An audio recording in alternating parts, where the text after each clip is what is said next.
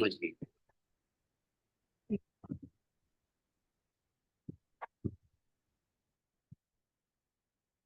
देखिए, जैसे क्या होता है कि जो जन्मता है वो मरता निश्चित रूप से। बिल्कुल उसी प्रकार से हमारे कुंडली में जो योग बनते हैं, चाहे वो अच्छे योग हो, चाहे वो खराब हो, बुरे योग हो, कुछ भी जो भी कुछ बनता है, उसके फल प्राप्ति के एक समय जो है वो अवश्य होता है।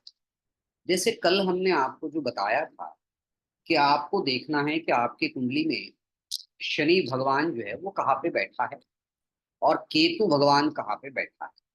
अब उनके द्वारा ऑक्युपाइड जो राशि है, उस राशि में नवांश में जो ग्रह बैठा होगा उससे संबंधित पाप कर्म का प्रभाव जो है वो आप पर पड़ेगा।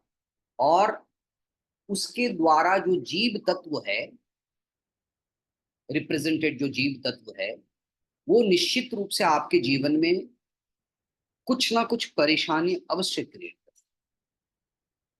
अब ये समय आने पर होता है, ये निश्चित रूप से है, परंतु मोस्ट ऑफ द टाइम वो चलता रहता है। आप उस चीज को लेके कहीं ना कहीं पीड़ा, कष्ट, मन का दुख जो है वो आपको अवश्य मिले। तो इस चीज को और बेहतर तरीके से कैसे समझ पाए, क्लैबिंग करना होता है ना, प्रिंसिपल सूत्रों को जब हम क्लैब करते हैं एक दूसरे से तो बहुत अच्छा परिणाम मिलते हैं। शुरू शुरू में हमने आप लोगों को शनि की जो गोचर है उस पर हमने चर्चा की। और हमने बहुत सारे, आप लोगों में से बहुत सारे ने प्रश्न किया था उस समय में कि क्या सर शनि की दृष्टि का कोई महत्व नहीं है। परंतु उस समय में मैंने मना कर दिया। इसलिए मना किया था क्योंकि मैं नहीं चाहता था कि चीजें ज्यादा कॉम्प्लेक्स हो।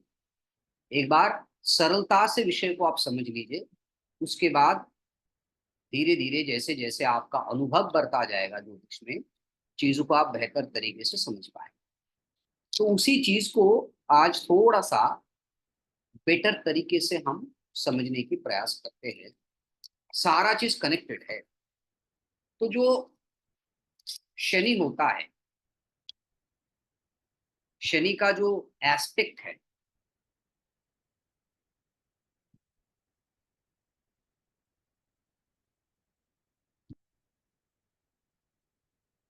दृष्टि, शनि कहाँ कहाँ दृष्टि डालता है। शनि जहां बैठा हो उस घर से तीसरे घर में दृष्टि डालता है, उस घर से सातवें घर में दृष्टि डालता है, उस घर से दसम भाव में दृष्टि डालता है। तो अगर देखा जाए, कुंडली में शनि जहां बैठता है वहां से चार घरों को वो नियंत्रण करता है। अब 12 में से चार घर को वो नियंत्रित करने लग गए तो लगभग लगभग 33.33% एंटायर कुंडली जो है वो शनि की प्रभाव में आ जाए, है ना। अब ये जन्मकालीन जो शनि है उसके लिए भी एप्लीकेबल है, और जो ट्रांजिट के शनि है उसके लिए भी एप्लीकेबल होता है। पहले हम आपको क्या बताया था, हमने आपको बताया था कि प्लैनेट टू प्लैनेट जब शनि किसी दूसरे ग्रह के ऊपर से जाता है तो उस ग्रह को एक्टिवेट करता है, ये शुरू में बताया। फिर हमने आपको बताया कि शनि जब किसी ग्रह के ऊपर से जाता है तो वो ग्रह जिन भावों का स्वामी होता है उन भावों को भी एक्टिवेट करता है। फिर मैंने बताया अगर शनि किसी खाली घर के ऊपर से जा रहा है तो वो घर जिस भाव को दर्शाते हैं उसको भी एक्टिवेट करते हैं। ये सारा शनि की गोचरीय सिद्धांत। और उस समय में हमने आपको मना कर दिया था कि भाई आपको एस्पेक्ट नहीं लेना है, दृष्टि नहीं लेना है। परंतु अब मैं कह रहा हूं कि आपको दृष्टि लेना है, परंतु थोड़े से डिफरेंट तरीके से आपको उसको समझने की आवश्यकता। कैसे? अब मान के चलते हैं, थोड़ा सा आराम आराम से इस चीज को समझ लीजिएगा। मान लीजिए किसी व्यक्ति का लगन जो है वो मेष लगन है, ठीक है। मेष उनका लगन है। वर्तमान समय में गोचर में शनि कहाँ चल रहा है? यहाँ कुंभ राशि में शनि चल रहा है। अब शनि अपने दृष्टि के द्वारा 3 स्थानों में, तो शनि पहला कहाँ है? शनि जो है वो यहां बैठ गया, अर्थात एकादश भाव पर शनि की प्रभाव जो है वो है, निश्चित रूप से है। अब शनि अपने तीसरे दृष्टि के द्वारा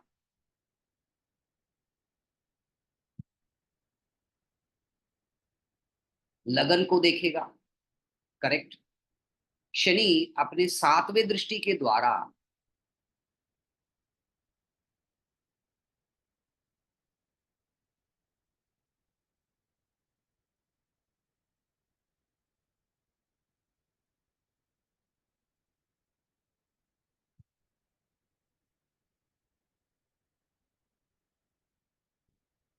सिंह राशि को देखेगा, यानी कि लगन से 5वां भाव। और शनि अपने 10वीं दृष्टि के द्वारा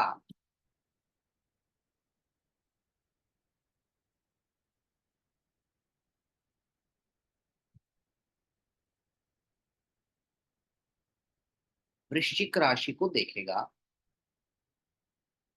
इन 3 जगह पर शनि की दृष्टि है। बस आपको इतना मार्क करना है कि शनि कहाँ कहाँ दृष्टि डाल। तो शनि की दृष्टि में पहला जो घर आया है वो आया है ये वाला, है ना, ये वाला आ गया।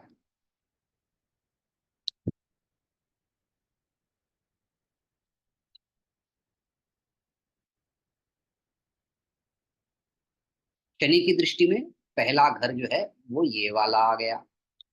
दूसरा घर जो आया है वो है ये वाला घर। और तीसरा घर जो आया है वो है वृश्चिक। इन 3 जगह पर शनि की दृष्टि है, इसके लिए, सबके लिए। परंतु मेष लगन के लिए ये 5वां भाव है, लग्न भाव है और अष्टम भाव है। ये 3 भाव है। अब तो बहुत सारे जो ज्योतिष है वो आपको बताएंगे कि इस समय में मेष लगन वालों के लगन के ऊपर, यानी कि पहले भाव पर, संतान भाव पर यानी कि पंचम भाव पर, अष्टम भाव पर यानी कि आयु के भाव पर, और एकादश भाव पर अर्थात लाभ भाव पर शनि का प्रभाव है। निश्चित है, इसमें कोई दो राय नहीं है। पर वो प्रभाव कैसा है, अच्छा है कि बुरा है, आपको ये चीज को समझना चाहिए। तो यहां तक जो मैंने बताया कि शनि आपके कुंडली में वर्तमान समय में जहां गोचर कर रहा है, वहां से 4 जगहों पर शनि का प्रभाव जो है वो आपको दिखने को मिलेगा। अपने स्थान से शनि जो है वो तीसरे, सप्तम और 10वीं दृष्टि के द्वारा स्थानों को प्रभावित करता है। यहां तक तो किसी को कोई परेशानी नहीं है ना समझने में? सब लोग समझ गए ना? ठीक है। बढ़िया। यस। ठीक है। अब थोड़ा पेचीदा मैटर पे प्रवेश करते हैं। ये जो भाव है, सबसे पहले अब मैं थोड़ा सा चीजों का भी,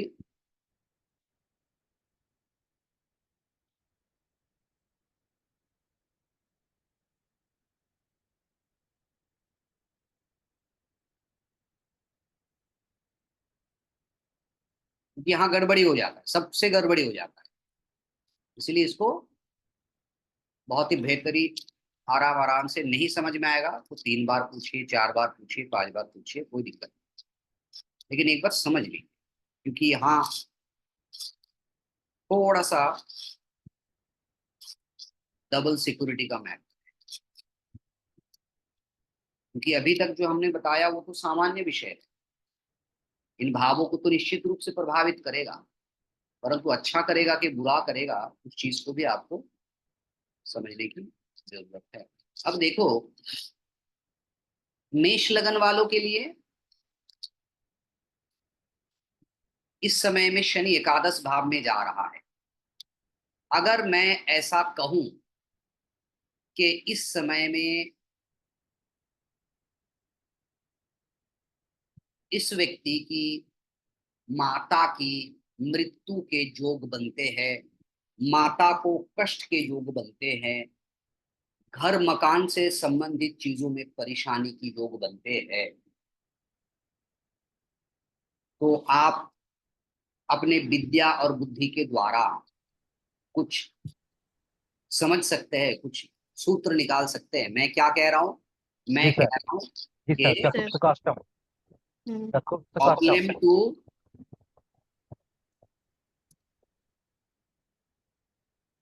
मदर एंड डोमेस्टिक प्रॉब्लम,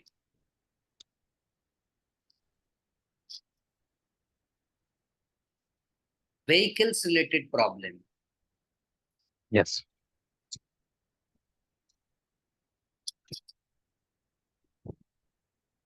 ये तीन प्रॉब्लम मैं कह रहा हूं। शनि जा रहा है एकादश में, लोग बताएंगे अरे सर्वे हो पुप्यांते शुभा, सारे ग्रह जो एकादश में बैठा है वो बहुत अच्छे परिणाम देते हैं। और आपने देखा होगा कई बार अपने जीवन में एकादश में बैठे हुए ग्रह आपको अच्छे परिणाम नहीं दे रहे। तो अभी मैंने बताया कि कोई भी व्यक्ति हो, उनके कुंडली में अगर शनि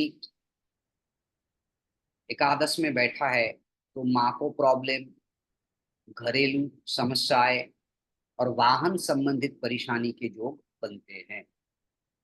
तो आप लोगों ने बहुत अच्छा बताया। इसलिए क्योंकि देखो, हमें सिर्फ देखना है कि शनि कौन से घर से अष्टम में जा रहा है। तो अगर हम यहाँ काउंट करें तो ये जो शनि भगवान है, ये जो बैठा हुआ है यहाँ, ये जो शनि बैठे हुए हैं यहाँ से बैक में 8 को गिनिए।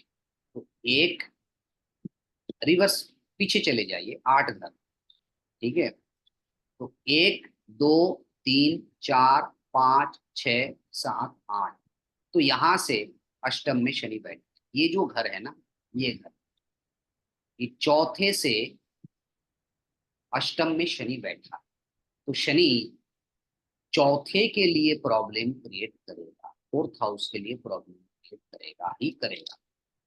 इसीलिए मैंने आपको कहा कि प्रॉब्लम टू मदर, क्योंकि चौथा घर माँ का, डोमेस्टिक प्रॉब्लम, गृह सुख का प्रॉब्लम, चौथा घर वाहन वगैरह भी दर्शाता है, तो वाहन से संबंधित प्रॉब्लम, ये पहला।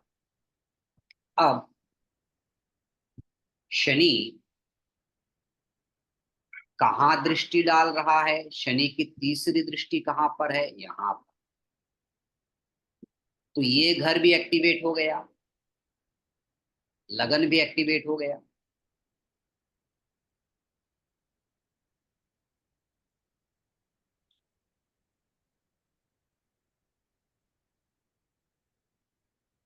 अब हमें देखना है, यहां से फिर पुनः हमें 8 घर पीछे जाना है। अगर गिने तो 1 2 3 4 5 6 7 8, ये जो घर है, शनि की तीसरी दृष्टि यहां हम लिखते हैं, थर्ड एस्पेक्ट ऑफ सैटर्न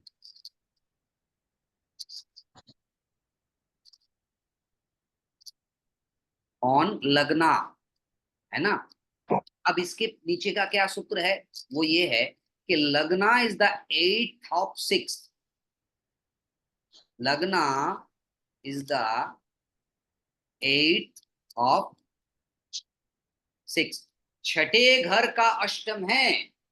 क्योंकि देखो, ये जो छठा घर है, ये जो छठा घर है, यहां से अगर आप गिनते हो तो 1 2 3 4 5 6 7 8, यानी कि जहां शनि की दृष्टि पड़ रहा है, पहला फर्स्ट एस्पेक्ट, थर्ड एस्पेक्ट, वो छठे घर से अष्टम में देख रहा है।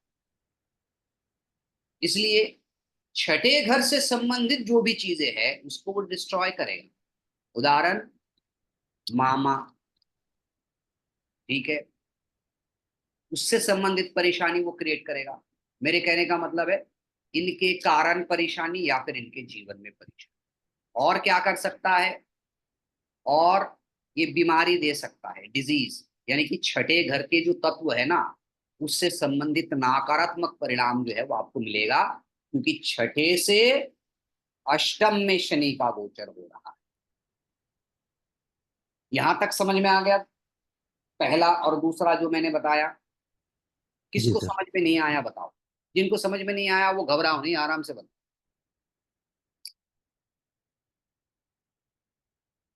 बताइए।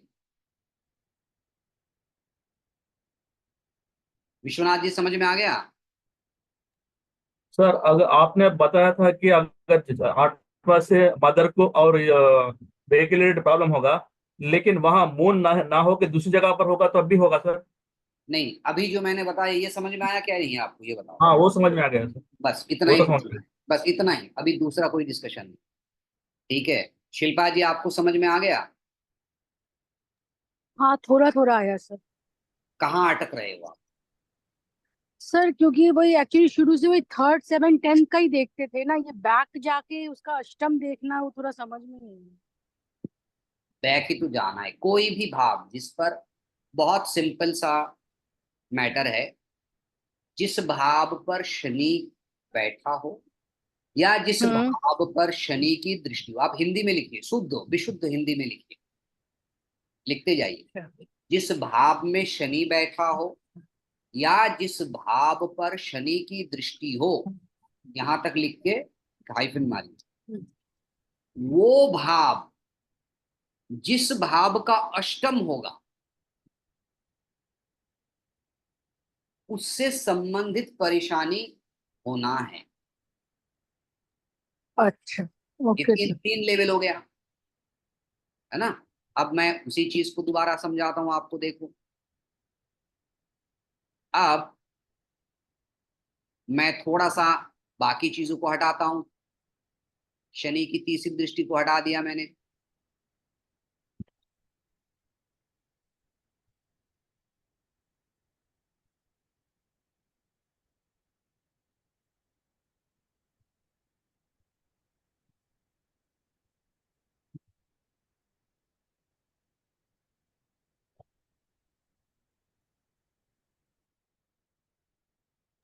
सर ये चंद्रकला नाड़ी का सूत्र है ना सर? हाँ जी, हाँ जी। अब हम शनि की सातवीं दृष्टि को लेते हैं, ये थोड़ा सा आसान रहेगा आप लोगों के लिए। शनि इस तरफ मत देखिए,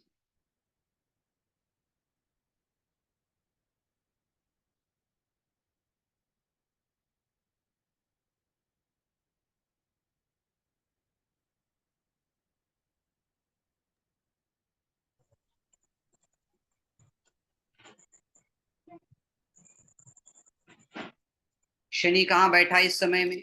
शनि बैठा है यहाँ, यहाँ सैटर्न बैठा है।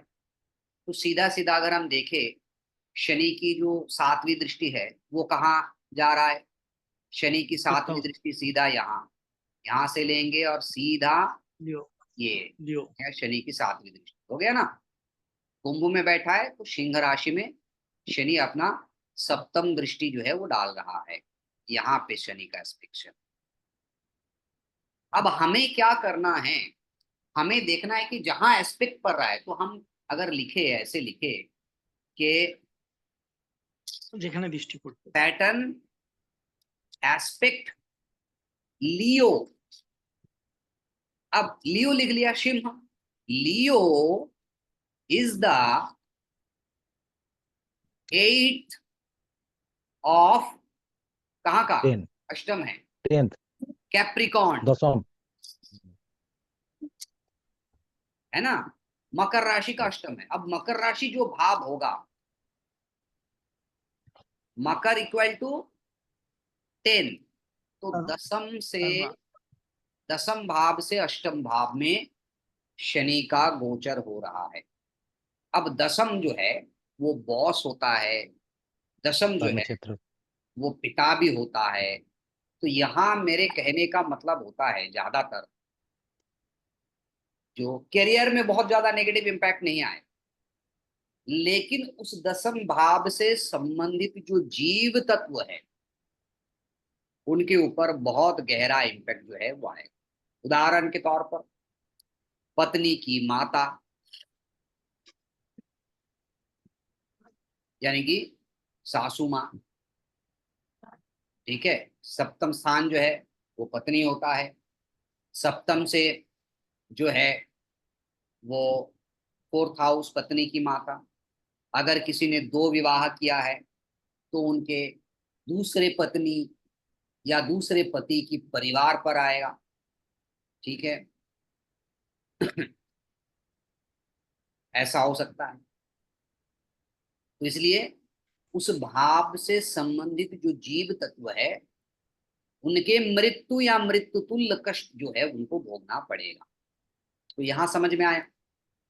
अब बैक में चलते थोड़ा सा। शनि की जो दसम दृष्टि है, 10th एस्पेक्ट, शनि यहां बैठा है तो 10th एस्पेक्ट में वृश्चिक को देखेगा। दसम दृष्टि से यहां देखेगा। तो ये घर किसका अष्टम है? ये घर किसका अष्टम है? ये घर जिसका अष्टम है, ये घर लगन का अष्टम है, क्योंकि लगन से गिनो ये अष्टम है। तो इस समय में नेटिव को मृत्यु या मृत्यु तुल्य कष्ट की प्राप्ति होने की योग बनता है, ठीक है। अब मैं आप लोगों में से 2-4 लोगों की कुंडली लूंगा और उस पे इस विषय को समझाने की प्रयास करूंगा, क्योंकि जितने लोग हैं सब अपना अपना बताइए, ताकि आपके मन में कोई डाउट्स जो है वो बिल्कुल ना रह जाए, है ना। बताइए शिल्पा जी, आपका कौन सा लगन है? सर मेरा मिथुन लगन है। आपका मिथुन लगन है, तो हम यहाँ लिखते हैं उनका लगन जो है वो मिथुन है। अब शनि सप्तम अष्टम आपके 9th हाउस में शनि का गोचर होगा। यहां समझ में आ गया आपको?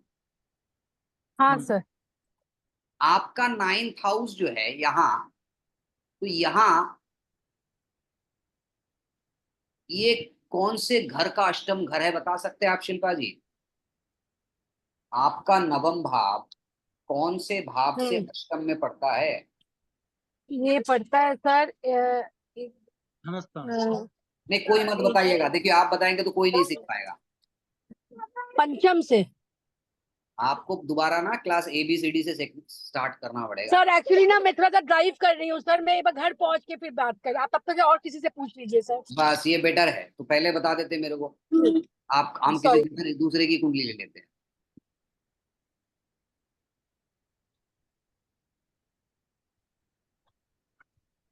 सर আমি বলবো? हाँ बोलो। सर मैं ही बता दूं?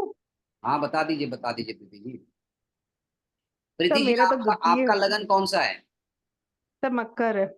आपका लगन है मकर, तो प्रीति जी का यस। ये मकर राशि है, ये है उनका लगना।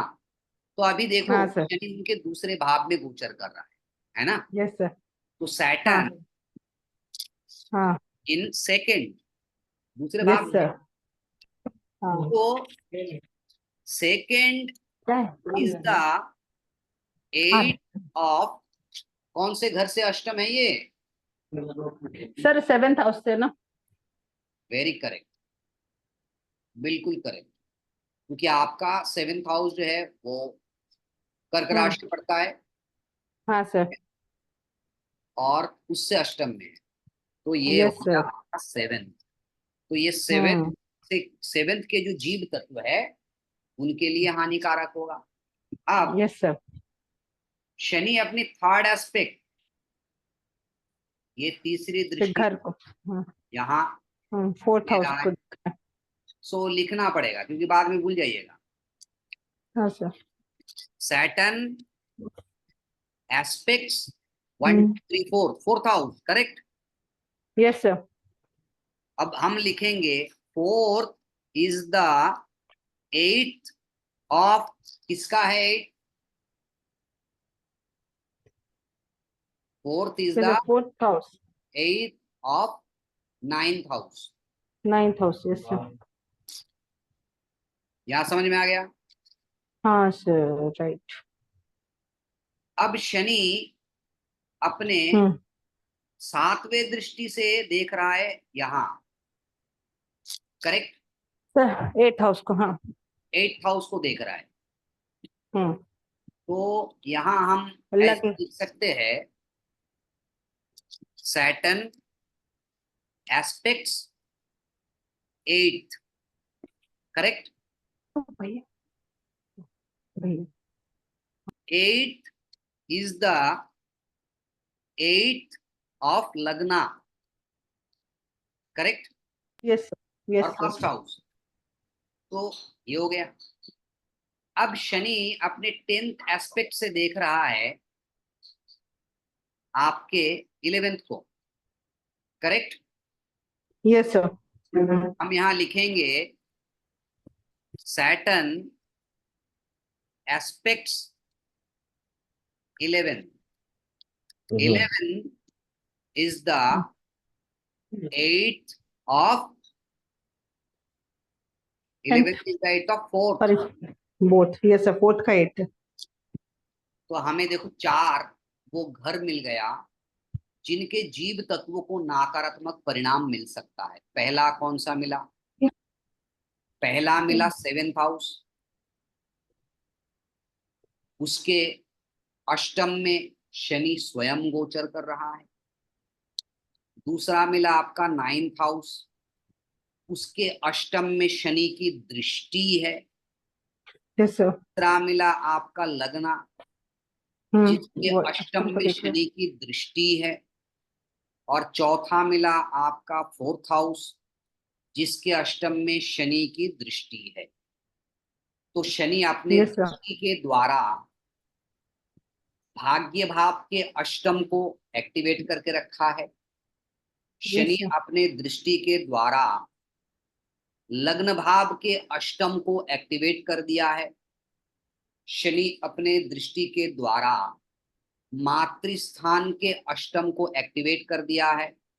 और शनि sir. स्वयं आपके पति भाव, जाया भाव, पार्टनर के अष्टम में बैठा हुआ है।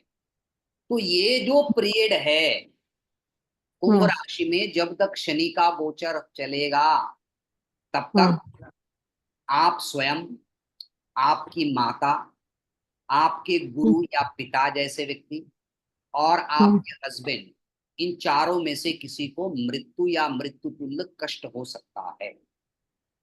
ठीक है? yes. इस बात को आपको ध्यान में रखना पड़ेगा। तो ये जो मैंने समझाया है अभी बहुत इजीली आप देखो समझ में आ रहा है अभी चीजें, क्योंकि बार बार बोलने से और बार बार करने से ही चीजें क्लियर में आता है। तो यहां तक समझ में आ गया होगा ना?